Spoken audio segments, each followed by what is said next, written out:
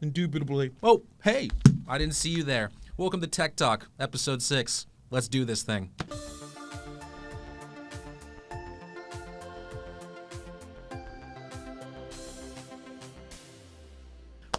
All right, friends, welcome to Tech Talk episode 6. I'm your host, Stephen Rowe, where it's my job to make sure that all of you are up to date with the latest tactics, strategy, and trends of the World Wide Web. And we're going to take this in 3 parts as always. Let's jump into part 1, headlines and current events. And I've got 2 stories for you here today, episode 6. The first one's pretty funny, and the second one is pretty interesting. Let's start with the funny.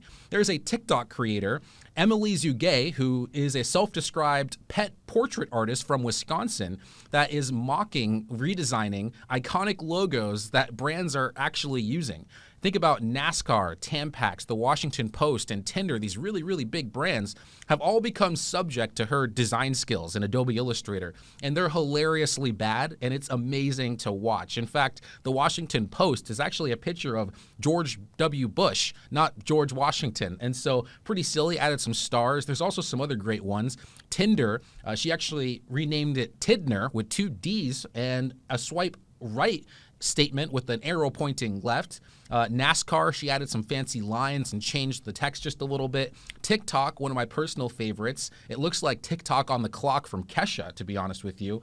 And then we saw a couple other ones. I think another big favorite here is Detroit Lions. The Detroit Lions, a famous iconic football brand. Well, they've now been redesigned to be the Detroit Lines, just a singular line. Very simple, very elegant. And these brands are really diving into this. The Detroit Lines, I should say, actually printed out T-shirts of this new logo and gave it to their players, which is hilarious to see.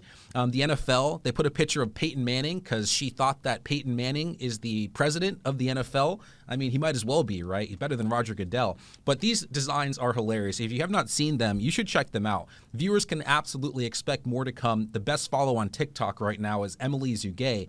But ultimately, this is a great example of brands listening and engaging with their audience. These companies are receiving free earned media right now just because they leaned into the trend. I mean, how many names did I just drop off? And of course, all of these brands now are existing in her DMs, begging her to redesign their logos, from Amazon to McDonald's, the Disney Channel, and Fenty Beauty. So stay tuned. There's a lot more coming down this front.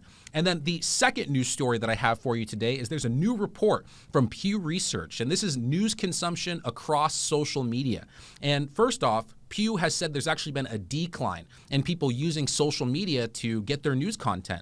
In the United States, according to this study, if you're over the age of 18 and live in the United States, about 48% of people in 2021 are using social media to get their news. And this is actually a little bit of a decline from 2020, which was at 53%.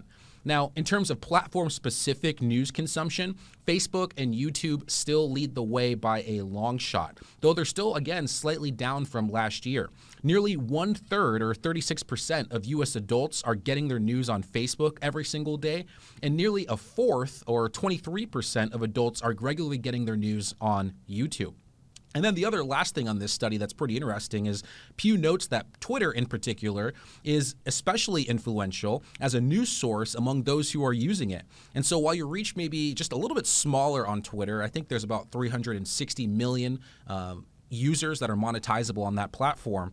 The people that you are reaching are maximizing your message from a news perspective. So certainly interesting to see, and people are using social media to get the news. Luckily, a little less now than ever before. All right, let's go ahead and pop over to part number 2, which is tactics and strategy.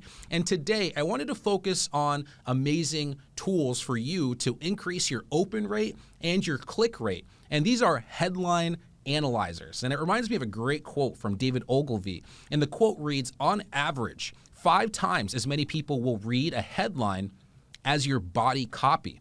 When you've written your headline, you've spent 80 cents out of your dollar. And so it's really important that we get these things right. And so the 2 resources I have for you, let's start at number 1, which is headlines.coschedule.com.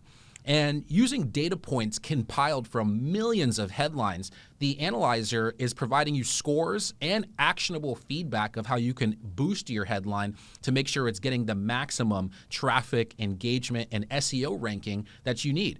And I use this one religiously, personally, and I love it. I had the best open rate out of all the emails sent from Leadership Institute, and it's because I use headline analyzers like this. You have to use it too, especially if you have email lists and blog posts that you're writing.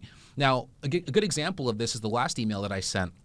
I threw it for the headline analyzer. The first headline I had was Tech Talk, the politics of cryptocurrency. And I scored a 46, probably because cryptocurrency, politics in the same sentence, probably a turnoff for a lot of people. So I took their suggestions, reformatted it, and I came up with this headline, Tech Talk, How Blockchain Technology Can Stop Censorship and Big Tech. And we're getting in the right direction. That 46 flipped around into a 64, but again, it's a little long, it's a little bit wonky. So I did it one more time, Tech Talk, Why Big Government is Afraid of Bitcoin.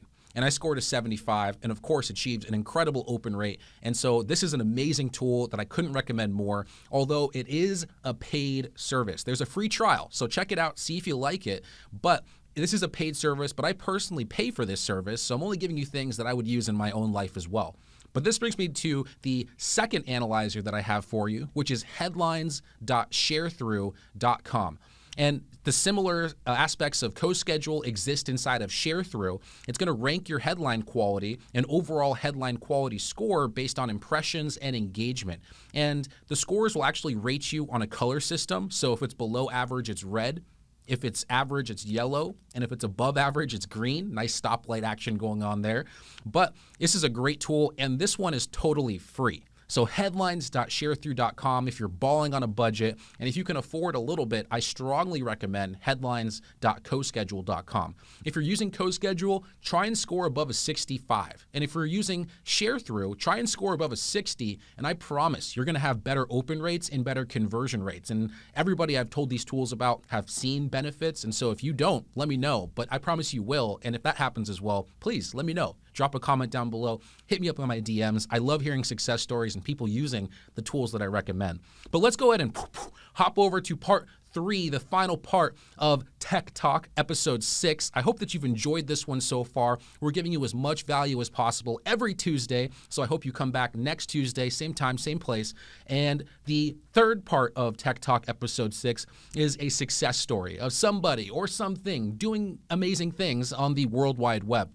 And this week, I wanted to focus on a political satire because it is just the best one on the internet. And it's called the Babylon Bee. You've probably heard of this one before, and if you have, you're probably smiling, thinking, yeah, this is a pretty funny website. And if you haven't, check this out, especially in a world where politics can feel a little depressing sometimes. This can be the pick-me-up that you need. It's some really funny stuff.